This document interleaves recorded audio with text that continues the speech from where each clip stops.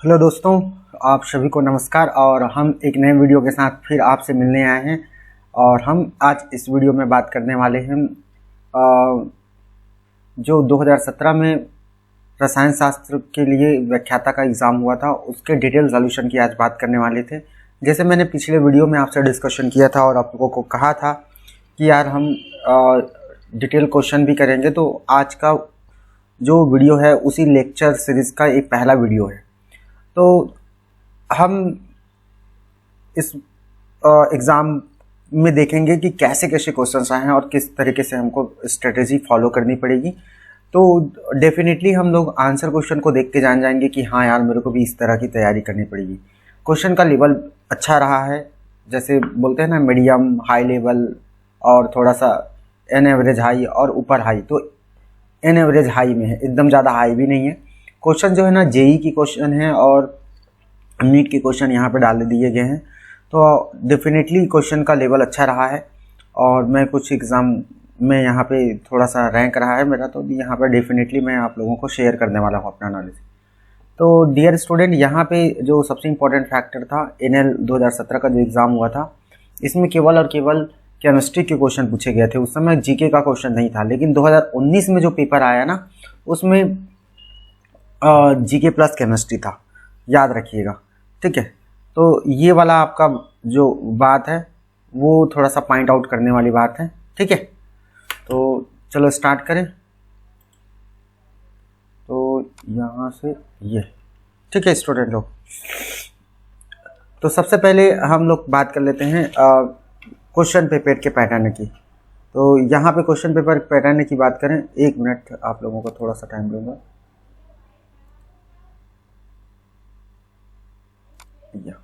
ठीक है, यहाँ से बात कर लेते हैं क्योंकि यही हमारा मेन मुद्दा है। क्वेश्चन जो है ना 100 क्वेश्चन है और प्रत्येक क्वेश्चन में एक एक अंक आवंटित है। Each question carry 1 marks. तो 100 मार्क्स के क्वेश्चन पेपर थे और उसमें 1/4 अंक काटे गए थे। तो 1/4 अंक काटना का मतलब ये होता है कि आप एक गलत करते हो तो उसका 0.25 कट जाएगा सही आंसर में से। तो कई लोगों को नहीं आता कि नेगेटिव मार्किंग कैसे होता है, तो मैं उस पर एक सेपरेट वीडियो बताऊंगा, लेकिन बहुत लोगों को पता है कि कैसे काटा जाता है, ठीक है। तो अब आ जाते हैं क्वेश्चन नंबर पहले में। क्वेश्चन नंबर पहला क्या कहता है, करेक्ट स्टेटमेंट, सही कथन कौन सा है। तो पहला क्वेश्चन पढ़ेंगे तो लिथियम का इलेक्ट्रॉनिक विन्यास है, तो लेंथेनम का। तो लेंथेनम का इलेक्ट्रॉनिक विन्यास ये होता है, लेकिन हमको ये दिया गया है तो ये गलत है। डी ब्रॉगली इक्वेशन की बात करें तो लैम्डा = H/mb होता है, तो यहाँ पे ये भी गलत है। तो En इलेक्ट्रॉन की ऊर्जा ज्ञात कर सकते हैं। देखो, इलेक्ट्रॉन की ऊर्जा ज्ञात करने के लिए 3 फॉर्मूलेस हैं, इलेक्ट्रॉन वोल्ट में, किलो कैलोरी, किलो जूल में। हमको किलो जूल पर मोल में दिया है, तो किलो जूल पर मोल एकदम सही है और ये बोहर-बरी फार्मूला है, तो इसका करेक्ट आंसर हो जाएगा बी, ठीक है। अब आते हैं BCl3 एक त्रिकोणीय समतलीय अणु है, जबकि NCl3 त्रिकोणीय पिरामिडी है। ट्राइगोनल प्लेनर बोला है और एक को ट्राइगोनल पिरामिडल बोला है। तो डियर स्टूडेंट, आप सबको पता होगा कि BCl3 होता है, उसमें ट्राइगोनल प्लेनर स्ट्रक्चर होती है, sp2 हाइब्रिडाइजेशन होती है, ठीक है। ये कौन सा होता है, sp2 हाइब्रिडाइजेशन, और इसमें एक वैकेंट ऑर्बिटल भी होता है। लेकिन NCl3 में NH3 लाइक स्ट्रक्चर होता है, इसमें sp3 हाइब्रिडाइजेशन होती है और sp3 हाइब्रिडाइजेशन होने के कारण इसमें एक लोन पेयर कंटेन हो जाता है। तो इसका करेक्ट आंसर हो जाएगा BCl3 के पास कोई एकाक इलेक्ट्रॉन युग्म नहीं होता है, जबकि NCl3 के पास होता है, तो इसका करेक्ट आंसर हो जाएगा बी। ग्लिसरॉल का शोधन किया जाता है। देखो, ग्लिसरॉल जो है ना हमारा एक हाईली विस्कस लिक्विड होता है। जब भी ऐसे जो लिक्विड होते हैं उनको सेपरेट किया जाता है, तो सेपरेशन या प्यूरिफिकेशन के लिए हम लोग उसको इतना टेम्परेचर देते हैं कि वो डिकम्पोज ना हो। तो डिकम्पोज से कम लेवल पर हम लोग उसको टेम्परेचर प्रोवाइड करते हैं और उस समय हम गैस बिल्कुल वहाँ पे प्रोड्यूस नहीं करते हैं, तो वो निर्वात कंडीशन या वैक्यूम कंडीशन में होती है ये। तो हम जब भी ऐसे क्वेश्चन आता है तो हम लोग याद रखना, वो डिकम्पोज ना हो पाए ऐसे टेम्परेचर पर ले जाते हैं और हम वैक्यूम एरिया प्रोवाइड करते हैं। तो इसका हो जाएगा सही आंसर निर्वात डिस्टिलेशन, ठीक है। संतुलित समीकरण में जिंक के कितने परमाणु हैं। तो बच्चे लोग जिंक के कितने परमाणु हैं, तो इसको आप लोग करेक्ट करेंगे। आप लोग इसको बैलेंस करेंगे तो जिंक का 4 परमाणु मिलेगा। ठीक है, कौन सा प्रबल विद्युत अपघट्य है? तो NH4Cl एक स्ट्रॉन्ग इलेक्ट्रोलाइट है, तो इसका करेक्ट आंसर हो जाएगा डी। मुख्य क्वांटम संख्या की बात करें तो बच्चे लोग, आप लोगों को पता होगा जो प्रिंसिपल क्वांटम नंबर है वो एजीमुथल क्वांटम नंबर पर डिपेंड करता है। और किसी भी n के लिए जो l के वैल्यू है 0 से n-1 होता है।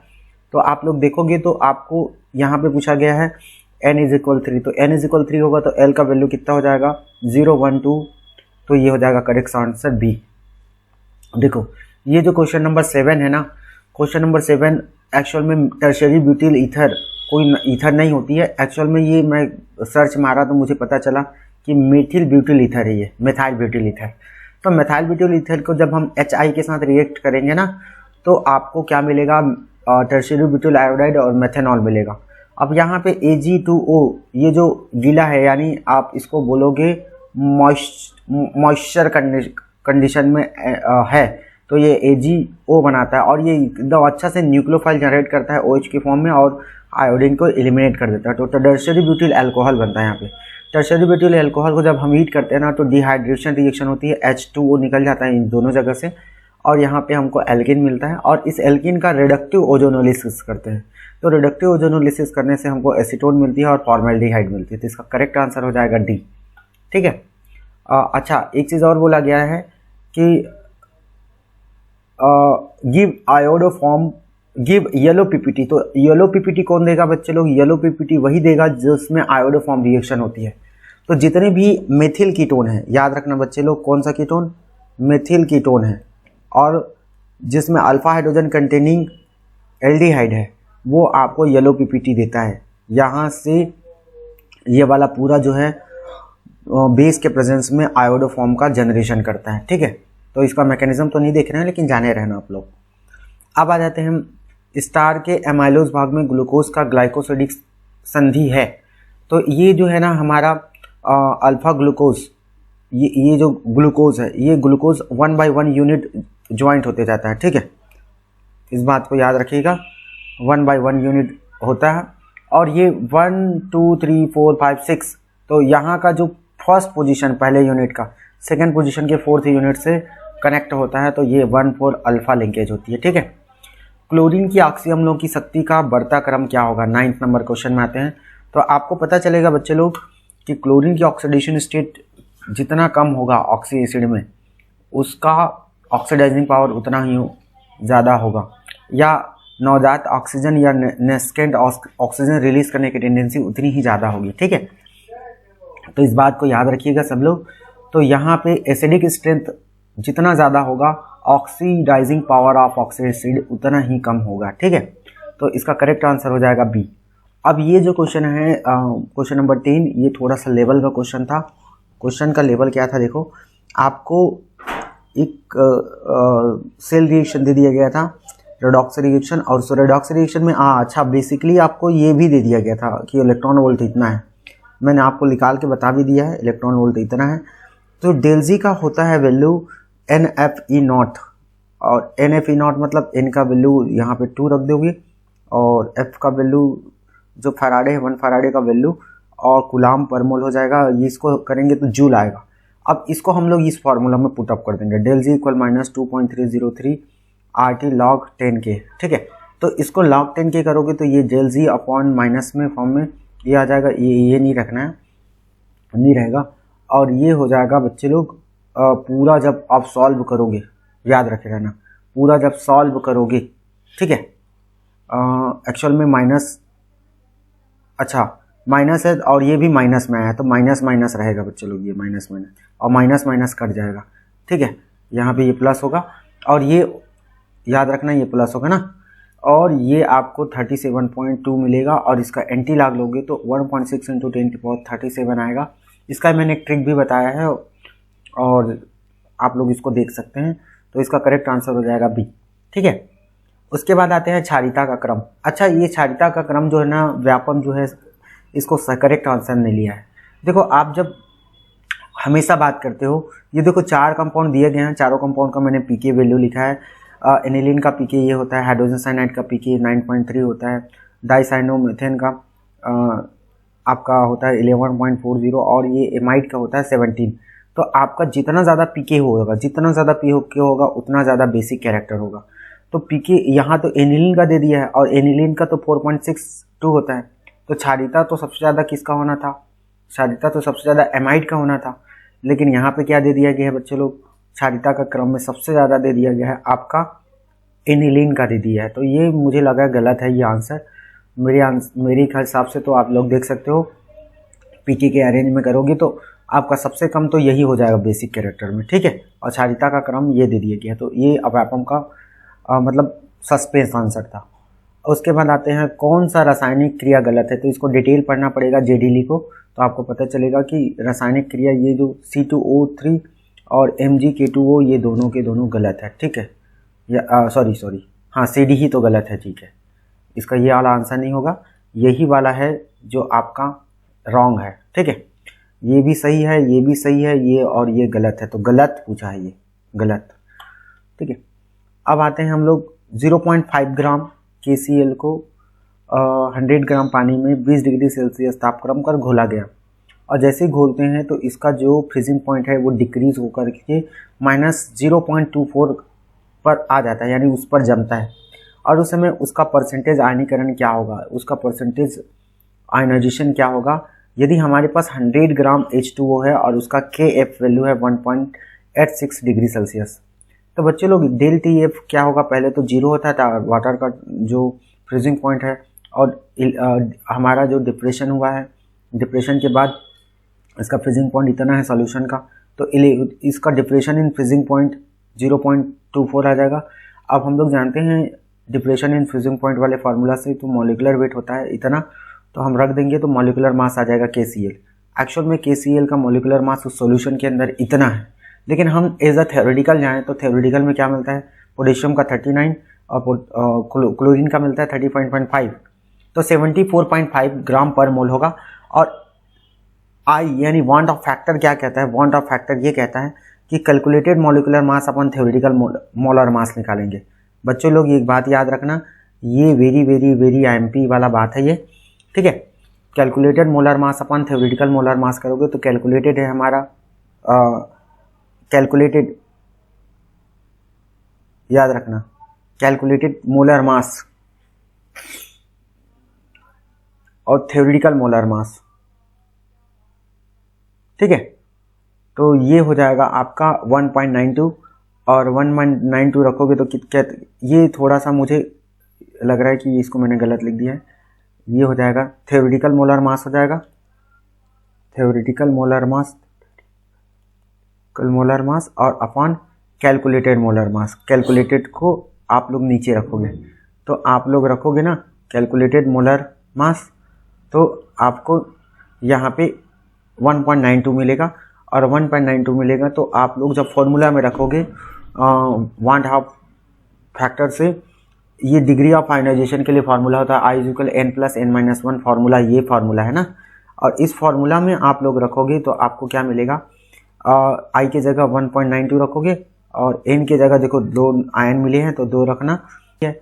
अब हम लोग क्या करेंगे, I = देखो अब इसको पक्षांतर कर दोगे तो अल्फा का 0.92 मिलेगा, और 0.92 को आप लोग 100 से मल्टीप्लाई करोगे तो 90% मिलेगा, ठीक है। अब एक क्वेश्चन और आया है आपका, देखोगे तो क्या मिल रहा है, देखो संकुल किसके साथ अवक्षेप देगा भाई, संकुल जो है ना बेरियम क्लोराइड के साथ व्हाइट प्रिसिपिटेट देता है, तो ये ऑन द स्पॉट क्वेश्चन था, ठीक है। और उसके बाद आते हैं हम लोग कौन सा, अल्कोहल का सोडियम धातु की प्रतिक्रियाशीलता का क्रम, reactivity towards sodium metal of alcohol. तो बच्चे लोग एक बात जानते हो कि प्राइमरी अल्कोहल में ना 1 एल्काइल ग्रुप होता है, सेकेंडरी अल्कोहल में 2 एल्काइल ग्रुप होता है, टर्शियरी अल्कोहल में 3 एल्काइल ग्रुप होता है। तो 3 एल्काइल ग्रुप जब एक साथ प्लस आई प्रभाव डालेगा, प्लस आई इफेक्ट डालेगा, तो OH बॉन्ड जो है ना ज़्यादा पोलराइज नहीं हो पाएगा, तो वहाँ से OH बॉन्ड डिसोसिएट नहीं हो पाएगा। लेकिन यहाँ का जो बॉन्ड का OH बॉन्ड का प्राइमरी अल्कोहल है वो थोड़ा पोलराइज रहता है, इसलिए वो हाईली एसिडिक रहता है। तो एसिडिक नेचर ज़्यादा होगा तो वो सोडियम मेटल से जल्दी रिएक्ट करेगा और हाइड्रोजन गैस रिलीज करेगा, तो इसका करेक्ट आंसर हो जाएगा A, ठीक है। निम्नलिखित में से किस तत्व के प्रथम आयनन विभव का मान सबसे कम होगा, तो सबसे कम कब होगा, तो आप लोगों को इलेक्ट्रॉनिक कॉन्फ़िगरेशन देखना पड़ेगा। इलेक्ट्रॉनिक कॉन्फ़िगरेशन देखोगे तो ये नाइट्रोजन का होता है 2p1, ऑक्सीजन का 2p2, फ्लोरीन का 2p5 और नियान का। तो ये तो हाईली स्टेबल है कन्फर्मेशन, यहाँ से तो इलेक्ट्रॉन निकालना मुश्किल है।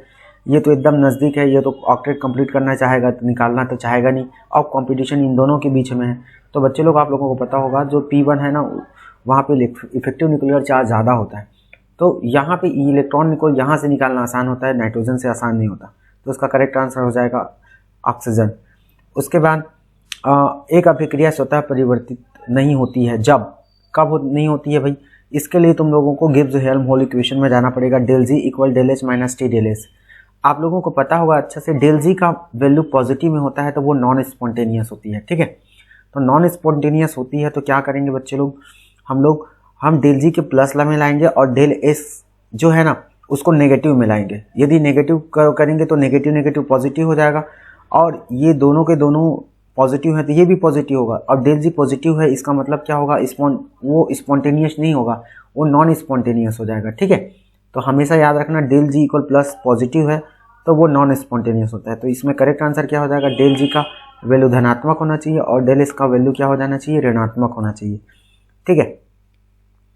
अब उसके बाद देखो कई लोग इंग्लिश मीडियम वाले भी हो सकता है मेरा वीडियो देख सकते हैं, तो मैं बोलूँगा डियर स्टूडेंट आपको एक पीडीएफ मिलेगा, उस पीडीएफ से आप बिल्कुल उसको देख के आंसर की को देख सकते हैं और डिटेल सॉल्यूशन को भी देख सकते हैं, ठीक है। तो मैं स्क्रॉल करने के चक्कर में हो सकता है थोड़ा सा इंग्लिश मीडियम में लिखा हुआ, जो इंग्लिश में लिखा हुआ उसको थोड़ा सा हाइड कर दूँ, ठीक है।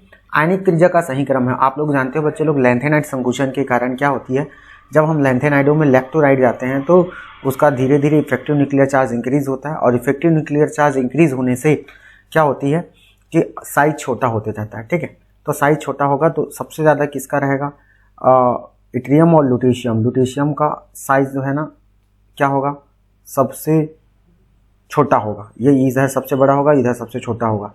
तो आप लोग देख लो भाई, लुटेशियम सबसे छोटा होगा, तो लुटेशियम है ऐसा कोई जगह, हाँ लुटेशियम पहले ही वाले में है, तो ये पहले को देख के लगा सकते थे। लैंथेनियम का साइज बड़ा होगा, उससे भी सारा बड़ा होगा इट्रियम, ठीक है, जो कि 3D सीरीज का नहीं 4D सीरीज का एलिमेंट है। ये 4D सीरीज का एलिमेंट है, उसके बावजूद भी उसकी आयनिक त्रिज्या ज़्यादा है। देखो कितना खतरनाक बात है ना। तो इसका करेक्ट आंसर हो जाएगा ए।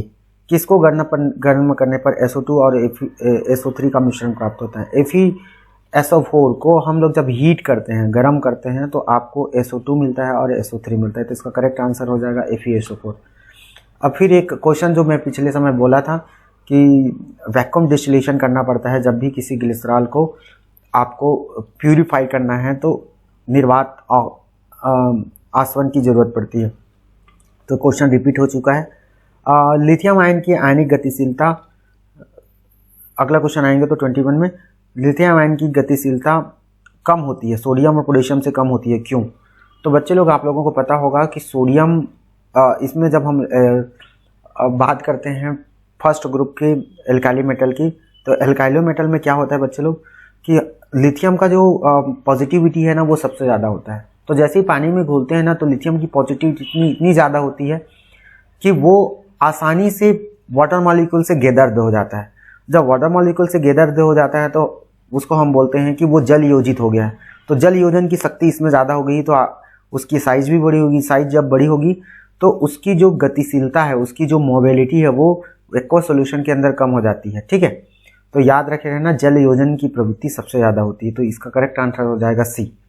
क्लियर? और लेफ्ट से राइट जाओगे तो सॉल्यूशन के अंदर जो आयनों की गतिशीलता है वो बढ़ती जाती है। तो लिथियम की जल योजन ज़्यादा होने के कारण गतिशीलता कम होती है, ठीक है। 1 कैलोरी बराबर होती है 4.1 जो तो ऊपर पूछ दिया है, इसका कोई टेंशन नहीं है, लिखा भी है, ठीक है। ब्यूटाडाइन में अम्लीय हाइड्रोजन परमाणुओं की संख्या कितनी होती है? भाई ब्यूटाडाइन तो जानते हो, 1,3 ब्यूटाडाइन नहीं बोला है, इसमें ब्यूटाइन 1 बोला है। तो ब्यूटाइन 1 है ना, ये है एक्चुअल में एल्काइन, और जो भी एल्काइन होती है वो मेटल से रिएक्टिव होती है क्योंकि वो एसिडिक नेचर शो करता है। यहाँ सोडियम मेटल लाएंगे तो हाइड्रोजन गैस रिलीज होती है, तो एक ही होता है आपके पास, ठीक है। जलीय माध्यम में Na2Cu और ZNS की विलेयता का सही क्रम है। ये एकदम हुबहू क्वेश्चन है, आपका नीट का क्वेश्चन है, ठीक है, नीट का क्वेश्चन है। तो आप देखेंगे तो जैसे जैसे कंपाउंड का जो आयनिक नेचर है इंक्रीज होता है ना, तो उसकी सोल्युबिलिटी भी इंक्रीज होती है बच्चे लोग। तो इसकी जो आयनिक नेचर है सबसे ज़्यादा होती है, और उसके बाद इसकी, उसके बाद इसकी। तो आयनिक नेचर इसकी सबसे ज़्यादा होने के कारण इसकी जो सोल्युबिलिटी है वो सबसे ज़्यादा होती है, ठीक है। उसके बाद 25 में आते हैं। 1 ग्राम ये है ऐसा, बीटा उत्सर्जन के फलस्वरूप मरकरी प्राप्त होता है। 264 घंटे पश्चात कितना मरकरी प्राप्त होगा? तो आप लोग देखोगे तो 1 ग्राम है, 65 घंटे के बाद हाफ ग्राम हो जाएगा, फिर 65 घंटे के बाद इसका हाफ हो जाएगा 1.4, फिर 65 घंटे के बराबर देखें तो 1/8 हो जाएगा, फिर 65 घंटे के बाद देखें तो 1/16 हो जाएगा। तो क्लियरली देखोगे तो एक बार 65, दूसरा बार 65, तीसरा बार 65, चौथा बार 65, तो 4 बार करेंगे तो 260 घंटे हो जाएगा। क्वेश्चन में भी 204 घंटे की बात की गई है।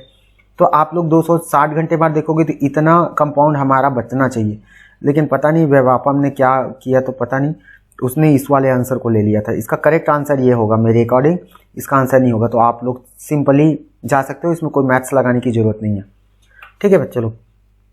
अच्छा, उसके बाद 26 नंबर के क्वेश्चन को पढ़ोगे तो आपको क्या दिख रहा है, देखो।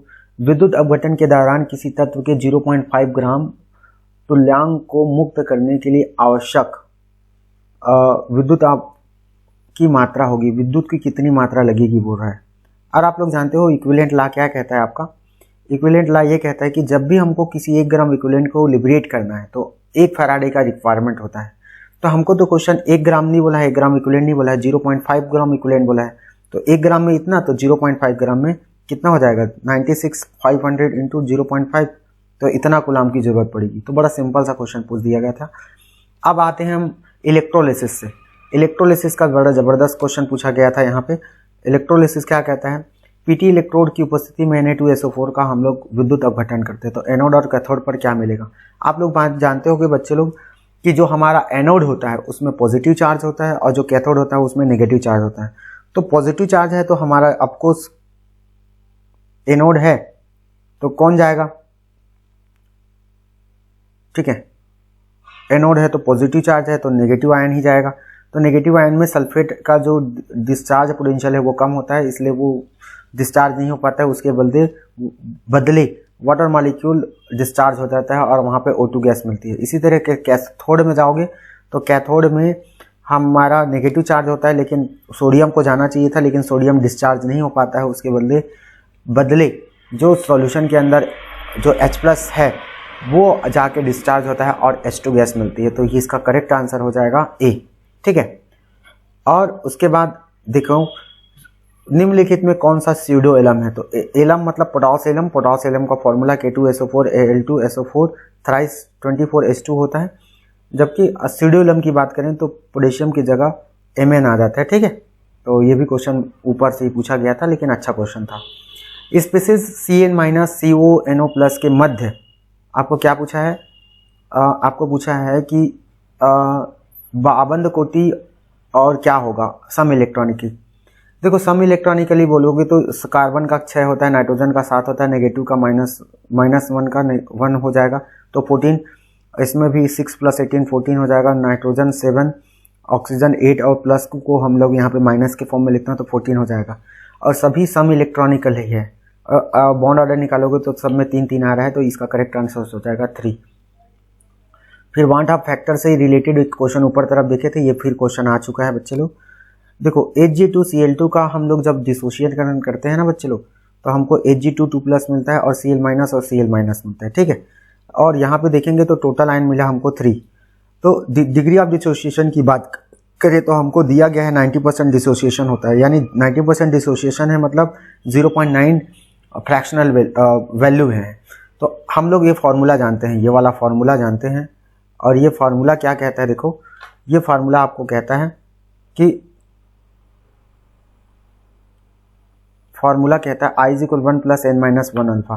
तो n = रखेंगे 3, तो जब करेक्ट आंसर आएगा तो 2.8 आएगा, तो इसका करेक्ट आंसर हो जाएगा 1 फैक्टर 2.8 हो जाएगा, ठीक है। ये वेरी एमपी है, इसका बहुत फेमस है। मैं 3 साल का क्वेश्चन पेपर देखा तो तीनों में एकदम प्रॉपरली 1-2 क्वेश्चन दिए ही है, ठीक है।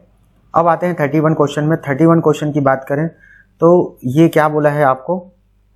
HBr का रेट करेंगे तो HBr का रेट करेंगे तो मार्कोनी ऑफ एडिशन होता है बच्चे लोग, जहाँ पर हाइड्रोजन की नहीं है, जिस कार्बन हाइड्रोजन नहीं होता है वहाँ पे नेगेटिव चार्ज जुड़ता है, और जहाँ पे हाइड्रोजन की संख्या थोड़ा ज़्यादा होती है अनसैचुरेटेड बॉन्ड के अंदर तो वहाँ पे जाके हमारा H+ जुड़ जाता है। तो पहली बार मार्कोनी ऑफ हुआ, फिर दूसरी बार मार्कोनी ऑफ हुआ तो 2,2 डाइप्रोमोप्रोपेन बना। तो ये ऊपर रिएक्शन दिया गया है, ऐसे रिएक्शन देता है तो बड़ा मज़ा आ जाएगा। अब क्वेश्चन नंबर मैं देखूँ 32 को, तो क्वेश्चन नंबर 32 का लेवल ना अच्छा क्वेश्चन है। आप इस क्वेश्चन को देखो तो माशाल्लाह बहुत अच्छा क्वेश्चन है। तो बच्चे लोग सबसे पहले आप लोग ये जानना, ऐसे क्वेश्चन आते हैं तो मैं एक बात बता देता हूँ। हमारा जो ये है आपका मेथिल सब्स्टिट्यूटेड ये पिरिडीन भी बोलेंगे और पायरोलिडीन, ये जो क्या करता है लोन पेयर रखता है और न्यूक्लियोफिलिक एडिशन करता है, तो यहाँ पे ये आयोडीन बाहर हो जाती है तो मेथाइल सब्स्टिट्यूटेड हो जाता है। अब ये क्या होती है कि हमारे पास Ag2O है जो इक्वोसोलम फॉर्म में है, वो आपका OH जनरेट करता है। मैं बोला था पहले ही वाले क्वेश्चन में बोला था कि AgOH देता है, ये AgOH माइनस इन तो OH ये देता है ना बच्चे लोग। तो क्या करते हैं ये प्रोटॉन को खींच लेती है, तो ये वाला प्रोटॉन इधर चला जाता है इलेक्ट्रॉन दे करके, तो न्यूट्रलाइज हो जाता है। फिर से ये जाके न्यूक्लियोफिलिक एडिशन करती है, क्योंकि एक्सेस में दिया गया है तो न्यूक्लियोफिलिक एडिशन करती है, तो फिर से मेथाइलेशन हो जाता है। और मेथाइलेशन होती है तो हम इसको ना उसके बाद गर्म करते हैं, तो गर्म करने से ना हमको 2 तरीके से एलिमिनेशन मिलता है। एक बार इस मेथिल से मिलता है, जैसे यहाँ पे मैंने मेंशन किया है, ऐसे जा गया तो यहाँ पे डबल बॉन्ड बन गया, ठीक है। और जब यहाँ से यहाँ भी एसिडिक प्रोटॉन है तो यहाँ से भी करेगा, तो यहाँ से क्या करता है ये वाला बॉन्ड फिर से क्या हो जाती है, न्यूट्रलाइज होने के लिए बॉन्ड ब्रेक हो जाती है और ये वाला ये बनते हैं। और यदि हम लोग इसको यहाँ से कर दें, यहाँ से मतलब यहाँ से प्रोटॉन निकाल दें, तो यहाँ से प्रोटॉन निकालेंगे तो ये बनता है। तो आप एलिमिनेशन के चक्कर में जाओगे तब ये एलिमिनेट होगा, अदरवाइज नहीं होगा। ये वाला तो आया ही नहीं, तो ये वाला ऑप्शन ऐसे ही गलत हो गया। और इसमें तो देखोगे तो आपको ये वाला देखो भैया, पिरिडीन कहाँ बनी है, तुमको मेथाइल सब्स्टिट्यूटेड पिरिडीन तो बना नहीं है, तो ये तो सरासर गलत है, ठीक है। याद रखना बच्चे लोग, ये बिल्कुल गलत वाला आंसर है, ठीक है। तो आपका ये बी वाला आंसर भी गलत हो गया। और डी में देखोगे तो डी में कुछ दिख रहा है, यहाँ से एलिमिनेट कर दिया है और यहाँ से एलिमिनेशन तो पॉसिबल है ही नहीं, तो इसका करेक्ट आंसर हो जाएगा सी, ठीक। तत्व जिसका प्रथम आयनन विभव उच्च है, अभी देखो ऊपर अभी और देखे थे जिसमें इलेक्ट्रॉन निकालने की बात कही गई थी। तो आप लोग जानते हो जो हाईली इनर्ट गैस होता है, हाईली मतलब इनर्ट गैस होता है, वो इनर्ट गैस में इलेक्ट्रॉन निकालना तो सबसे ज़्यादा कठिन होती है। तो इसका एकदम सरल वाला पूछ दिया है यहाँ पे, इसका आंसर होगा हीलियम। और इसके बाद एक टफ क्वेश्चन पूछा गया है, एक इलेक्ट्रॉन विद्युतीय क्षेत्र में घूमता है जिसकी गतिज ऊर्जा 2.5 इलेक्ट्रॉन वोल्ट है, इससे संबंधित डी ब्रॉगली तरंग दैर्ध्य क्या होगी पूछा है। तो इसका जो फॉर्मूला है ना, लैम्डा इक्वल होता है h/√2m काइनेटिक एनर्जी होता है। आपको काइनेटिक एनर्जी 2.5 इलेक्ट्रॉन वोल्ट दिया गया है। मैं थोड़ा फास्ट बोल रहा हूँ, आप लोग थोड़ा सा देखिएगा क्योंकि बहुत सारा कंटेंट है बच्चे लोग। तो यहाँ पे जब हम लोग पूरा फुल अप रख देंगे तो 7.78 10⁻⁸ सेंटीमीटर होगा। तो इसका करेक्ट आंसर हो जाएगा ए। यहाँ पे हम मास को भी देखेंगे तो इलेक्ट्रॉन का मास है, जूल है 6.6 × 10⁻27 अर्ग पर सेकेंड, ठीक है। अच्छा, अर्ग लगाना है करके याद रखना पड़ेगा इसमें, नहीं तो क्वेश्चन का आंसर गलत हो जाएगा ना। 35 फिनॉल क्षारीय के OH और CCl4 के साथ गर्म करने पर सैलिसिलिक अम्ल देता है, तो अभिक्रिया है क्या है। देखो राइमाटीमर रिएक्शन में क्लोरोफॉर्म और के भी प्रेजेंस में होता है तो सैलिसिल एल्डिहाइड बनता है, और CCl4 के प्रेजेंस में बनता है तो सैलिसिलिक एसिड बनता है। तो राइमाटीमर रिएक्शन है इसका, और कुछ दूसरा नाम नहीं देते हैं। उसके बाद आते हैं क्वेश्चन नंबर 36 में, निम्न कथनों पर विचार कीजिए।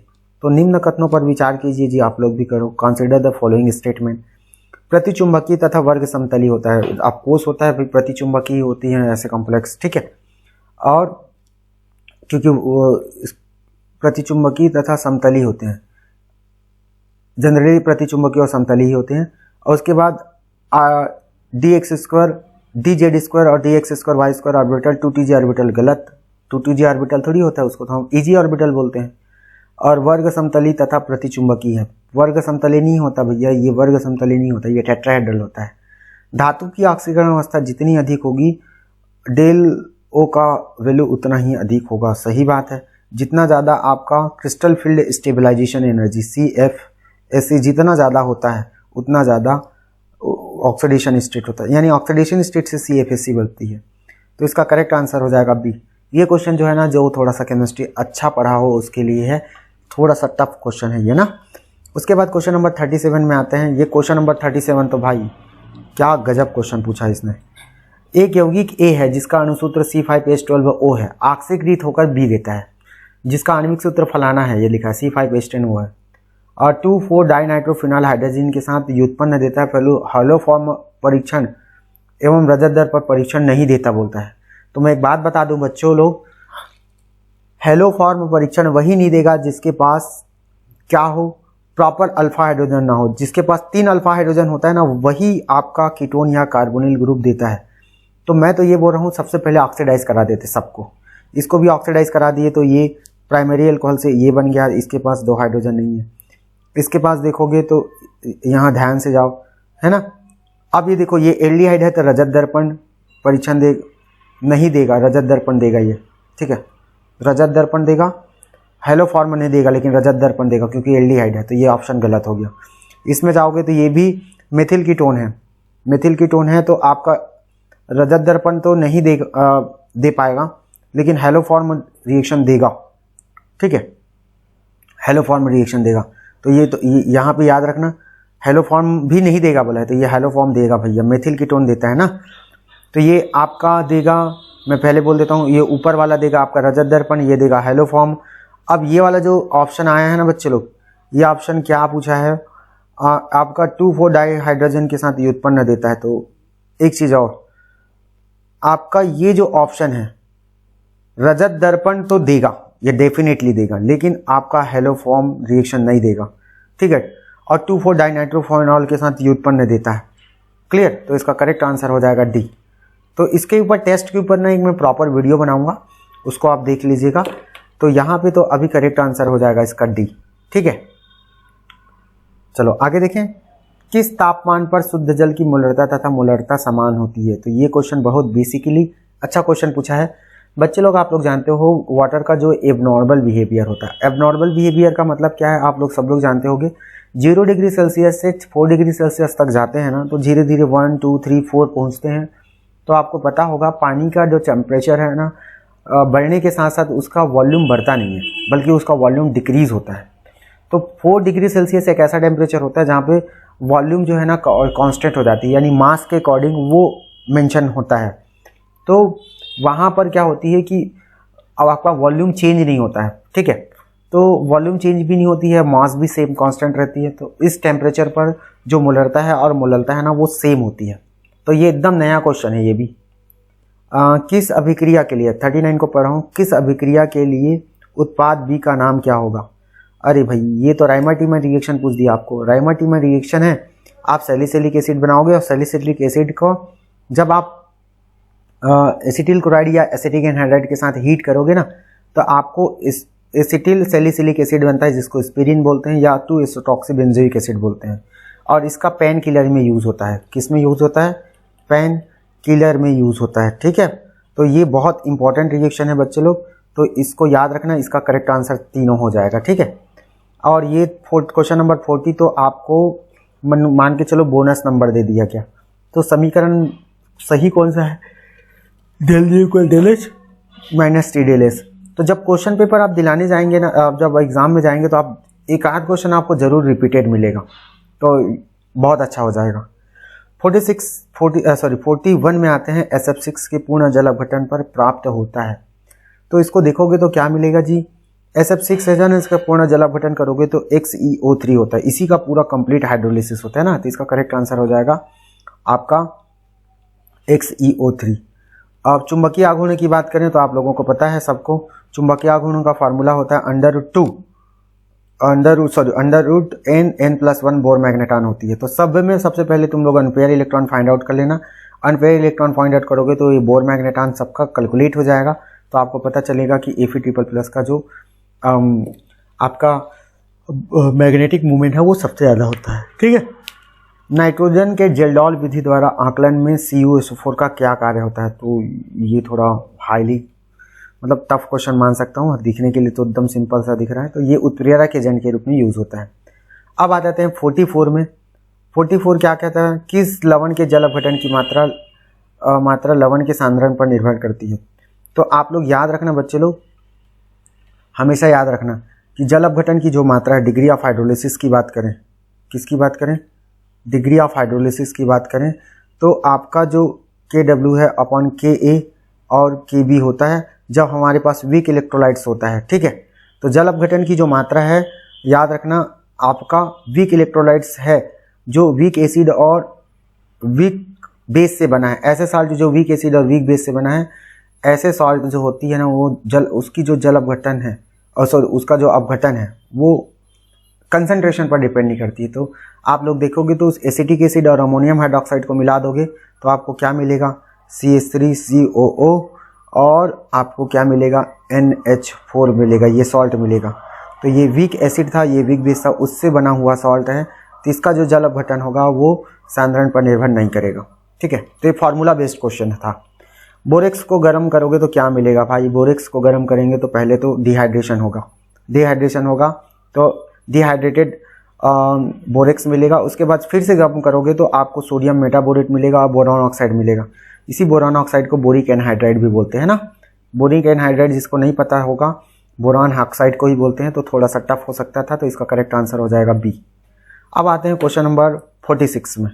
कौन सा क्वेश्चन नंबर 46 को देखोगे तो गैसियस मॉलिक्यूल से सॉलिड मॉलिक्यूल बन रहा है, स्टेबल मॉलिक्यूल बन रही है, तो एंट्रोपी एनर्जी रिलीज होगा। एनर्जी रिलीज होने से क्या होती है, आपका एक्सोथर्मिक रिएक्शन होता है, और रिएक्शन में देखोगे तो नंबर ऑफ मॉलिक्यूल डिक्रीज भी हो रहा है, तो एंट्रोपी भी डिक्रीज हो रही है, तो इसका करेक्ट आंसर हो जाएगा D। प्लम्बो सॉल्वेंसी का मतलब क्या होता है, जब लेड जो है पानी में घुलता है ना बच्चे लोग, तो लेड में पानी में घुलता है तो उसकी इस विलेयता को, लेड की विलेयता को हम प्लम्बो सॉल्वेंसी का नाम देते हैं। ठीक है, तो इसको और थोड़ा डिटेल पढ़ना है तो पढ़ सकते हो।